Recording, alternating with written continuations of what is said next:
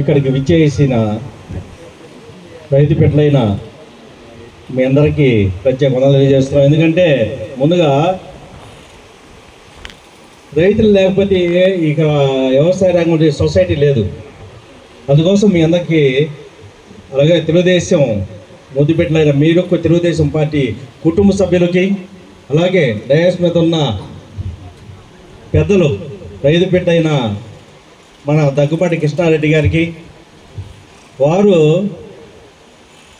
ఇంతకుముందు అయితే ఎంతోమంది ఎమ్మెల్యేలు వచ్చారు, కానీ ఇలాంటి ఎమ్మెల్యే గారు రాలేదు, ఇలాంటి పనిచేసే ఎమ్మెల్యే గారు రాలేదు. ఎందుకని చెబుతున్నా అంటే ప్రతి విషయంలో కూడా వారు పోయేసి చెప్పిన విషయం ఎమ్మటే కలవ చేసుకొని ఎమ్మటే ఫోన్ చేసి ఆ సమస్య పరిష్కారం కావాలి, నేను ఎల్లుండికి వస్తున్నాను చూస్తానని చెప్పారంటే మంచి మనసు ఉన్న ఎమ్మెల్యే గారు మనకి ఎవరు రాలేదు.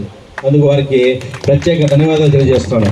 అలాగే డయాస్ మీద ఉన్న పెద్దలు ప్రతి ఒక్కరి పేరు చెప్పి చాలా ఆశ్చర్యపోతుంది. అందరికీ ప్రత్యేకంగా తెలియజేస్తున్నాను.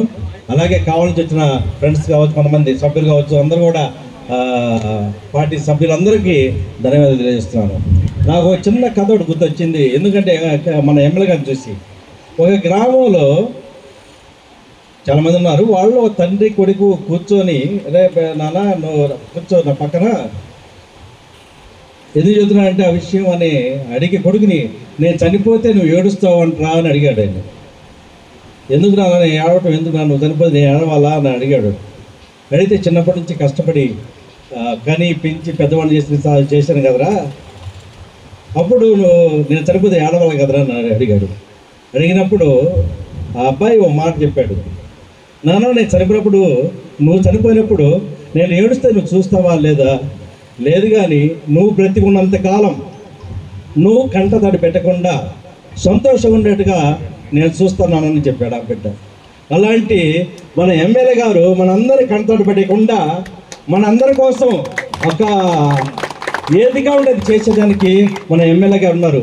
ఆయనే ఇప్పుడు మనకందరికీ ఒక తండ్రి లాంటి వాడు. మనకు కాన్స్టిట్యూషన్కి ఏ విషయం వచ్చినా ముందు ఆయన దగ్గర తీసుకెళ్తే ఒక మనందరి కుమారులాగా మనం చూసుకుంటూ తండ్రిలాగా ఉండి మనల్ని కంటతడి పెట్టకుండా సంతోషం ఉండేదానికి ఏ విషయంలో కూడా చూస్తారు ఆయన. అలాంటి వ్యక్తి, అలాంటి మన ఎమ్మెల్యే గారు నిజంగా మనకు దొరకడం చాలా అదృష్టమని నేను భావిస్తున్నాను. అలాగే ఈరోజు మమ్మల్ని గుర్తెరిగి నన్ను, వెంకటేశ్వర గారిని, అలాగే సుధా గారిని, నన్ను ముగ్గురిని గుర్తెరిగి ఈ సొసైటీ, నాగరాజు సొసైటీకి కమిటీ సభ్యులుగా చైర్మన్గా ఎన్నుకోవడం గొప్ప విషయం. వారికి ప్రత్యేక ధన్యవాదాలు తెలియజేస్తున్నారు ఎమ్మెల్యే గారికి. అలాగే చాలామంది ఇలాంటి పదవులు చాలామంది తీసుకువచ్చున్నారు, వారికి కూడా ధన్యవాదాలు తెలియజేస్తూ అధ్యక్షులను నడిపించిన నాగేశ్వర గారికి ధన్యవాదాలు తెలియజేస్తూ సెలవు తీసుకుంటున్నారు.